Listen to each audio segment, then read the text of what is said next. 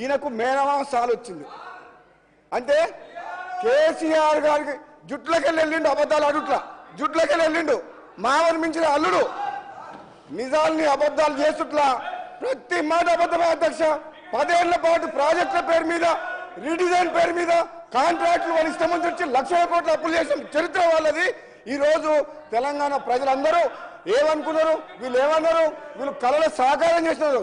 ఏం సాకారం చేయలే, తాగుబోతుల తెలంగాణ చేసి బెల్ట్ షాపులు పెట్టి రాష్ట్రాన్ని అప్పుల పాలు చేసి 7 లక్షల కోట్లు అప్పులమయం చేసిండ్రు. ఏం మాట్లాడుతున్నారు మీరు, ఏం మాట్లాడుతున్నారు? తెలంగాణ ఇచ్చింది కాంగ్రెస్ పార్టీ, తెలంగాణ ఇచ్చింది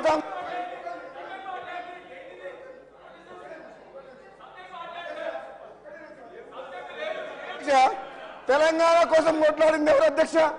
తెలంగాణ మీ పార్లమెంట్ సభ్యులం, నేను పొన్నం ప్రభాకర్ గారు మీ పార్లమెంట్ సభ్యులం కొట్లాడి పార్లమెంట్ లో బిల్లు పాస్ చేసి తెలంగాణ తీసుకొచ్చినాం.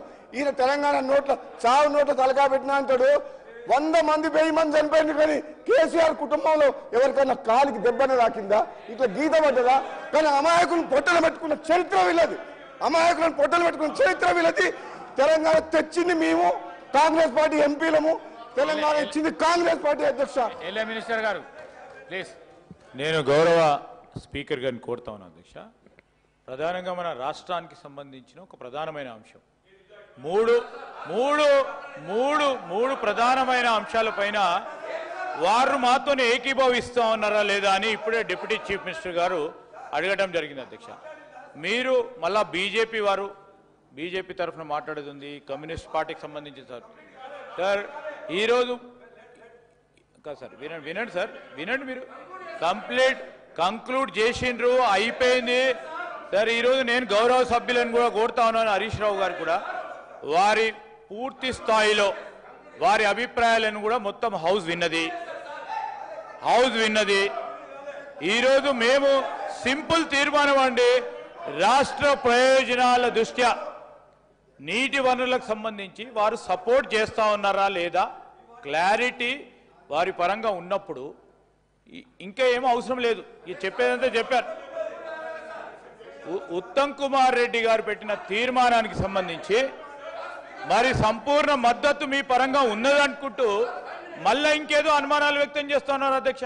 నేను ఇప్పటికైనా చెప్తా ఉన్నాను, 1 నిమిషంలో మీరు కంక్లూడ్ చేయండి. ఎందుకంటే బీజేపీ నేను కోరుతా ఉన్నాను ప్రతిపక్షాలకు సంబంధించి, నేను బీజేపీ కమ్యూనిస్ట్ పార్టీలకు సంబంధించి ఎంఐఎం సోదరులు ఉన్నారు, వారు కూడా వారి అభిప్రాయాన్ని ఈ తీర్మానం విషయంలో వారి అభిప్రాయం కూడా తీసుకోవాల్సిన అవసరం ఉంటుంది ప్రజాస్వామికంగా. ఇది ప్రజాస్వామికమైన ప్రభుత్వం అధ్యక్ష, అందుకోసమే మేము వారిని కోరుతా ఉన్నాము కంక్లూడ్ చేయమని. శ్రీధర్ బాబు గారు మీరు చెప్పడం బాగుంది, కానీ ఎన్నిసార్లు మీరు మినిస్టర్స్ లేశారు? ఇప్పుడు మీరు లేచి ఏదో ఒక టాపిక్ మాట్లాడి సబ్జెక్ట్ను డైవర్ట్ చేసి నా ఫ్లోను కంటిన్యూ చేయకుండా చేసి చెప్పాల్సిన విషయాన్ని చెప్పకుండా చేసి మీరు ఇట్లా అడ్డుకోవడం కరెక్ట్ కాదు. Number 1. Number 2 sir, at least I require 15 minutes నేను రాష్ట్రానికి ఉపయోగపడేదే చెప్తా సార్. రెండోది గౌరవనీయులు ఉత్తమ్ కుమార్ రెడ్డి గారు, హరీష్ రావు గారు 15 నిమిషాలు ఒక్క విషయం. ఎన్నిసార్లు మంత్రులు డిస్టర్బ్ చేసినా కూడా మీకు 45 నిమిషాల టైం ఉన్నది మీకు మాట్లాడాలి, కానీ గంటన్నర మీరు మాట్లాడిండ్రు. గంటన్నర మీరు మాట్లాడిండ్రు, 5 నిమిషాల్లో కన్క్లూడ్ చేయండి ప్లీజ్. వాళ్ళు అడిగిన అధికార పక్షం వాళ్ళు అడిగిన ఏ పార్టీకి ఎంత ఇస్తారో అలొకేషన్ చేయండి, ఉన్నది నా దగ్గర ఉన్నది. ఎక్కడ సార్ 39 మంది ఉన్న పార్టీకి ఇదా సార్ 45 నిమిషాలు ఉంటుందా సార్? బయటనేమో హరీష్ రావు గారు తీసుకో, హరీష్ రావు గారు తీసుకో, రాజగోపాల్ రెడ్డి గారు ప్లీజ్, రాజగోపాల్ రెడ్డి, హరీష్ రావు గారు ప్లీజ్. 1 గంట సభ నడుస్తే కాంగ్రెస్కు 32 నిమిషాలు వాళ్లకు సమయం కేటాయించబడుతుంది, మీకు 20 నిమిషాలు సమయం కేటాయించబడుతుంది.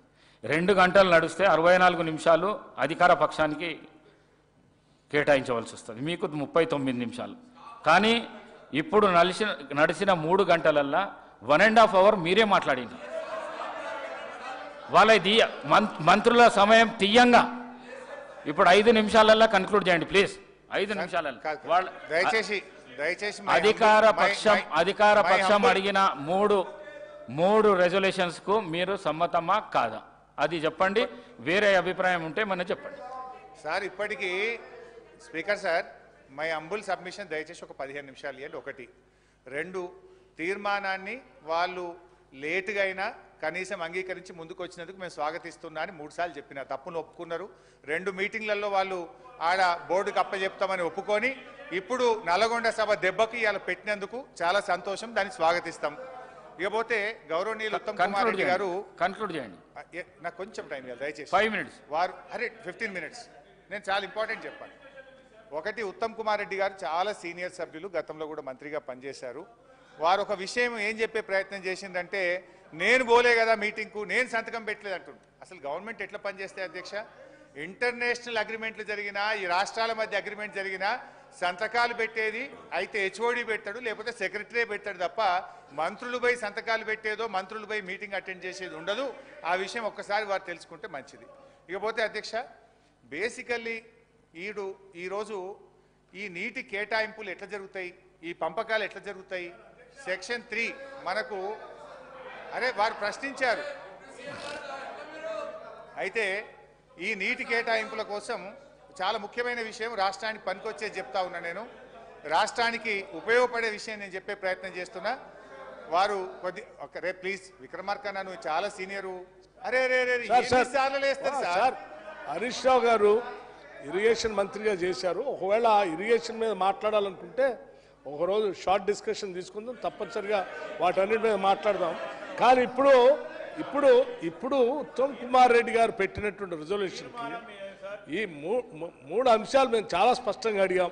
ఇంత ప్రధానమైన అంశం వారు పెట్టినటువంటి తీర్మానం, వారు చేసిన తప్పులన్నీ సరిచేయడానికి వారు తీర్మానం పెట్టారు. దాన్ని మీరు సంపూర్ణమైన మద్దతు ఇస్తారా లేదా చెప్పండి. నెంబర్ 1. నెంబర్ 2, ఇంత పెద్ద అంశం తెచ్చుకున్న రాష్ట్రం నీళ్ల కోసం అయితే ఇంత పవిత్రమైన సభలో ఈరోజు చర్చ జరిగి తీర్మానం చేసి ఏకగ్రంగా ఢిల్లీ పంపిద్దామంటే ప్రతిపక్ష నాయకుడిగా ఇక్కడికి వచ్చి తీర్మానాన్ని మద్దతు ఇచ్చి దీని సంపూర్ణమైన మద్దతు ఇవ్వాల్సిన ఆయన ఏడు రాకుండాట రేపు నల్గొండ పోతారట. అదే చెప్పాల్సింది ఇక్కడ, చెప్పాల్సింది ఎవరు వదిలేసి ఏడో బయటకు పోతా అంటే ఎట్లండి? ఇక్కడ రావాలని 2వ అంశం. 3వది, స్మితా సబర్వాల్ గారు రాసిన లేక కరెక్టా కాదా? వారు రాశారు, మీరు ఒప్పుకోండి, దాన్ని పొరపాటు అయిందని చెప్పండి, మొత్తం అయిపోతుంది. అంతేగాని పొద్దాక మీరు ఏదో పోతిరెడ్డిపాడు గురించి అవి గురించి డెఫినెట్గా మాట్లాడదాం. పోతిరెడ్డిపాడు ఎప్పుడు స్టార్ట్ అయింది, ఎవరు మొదలుపెట్టారు, ఎందుకు మొదలుపెట్టారు, ఆ అంశాలని షార్ట్ డిస్కషన్ తీసుకుని ఇప్పుడు తీర్మానానికి మద్దతు ఇస్తున్నారు లేదో చెప్పి ముగించమని చెప్పండి అండి. ప్లీజ్ హరీష్ రావు గారు 5 నిమిషాలల్లో కంప్లీట్ చేయండి. లేకపోతే మీరు సీనియర్ శాసనసభ్యులు, గౌరవ శాసనసభ్యులు, నేను మైక్ కట్ చేస్తే మంచిగా ఉండదు. మీరు 5 నిమిషాల్లో కన్క్లూడ్ చేయండి ప్లీజ్. ప్లీజ్ నేను ఒక్క నిమిషం మాట్లాడితే 5 నిమిషాలు మంత్రులు మాట్లాడితే మీరు మాట్లాడిచ్చేటట్లు చేస్తున్నారు, అట్లా చేయకండి. నేను దయచేసి ప్రభుత్వం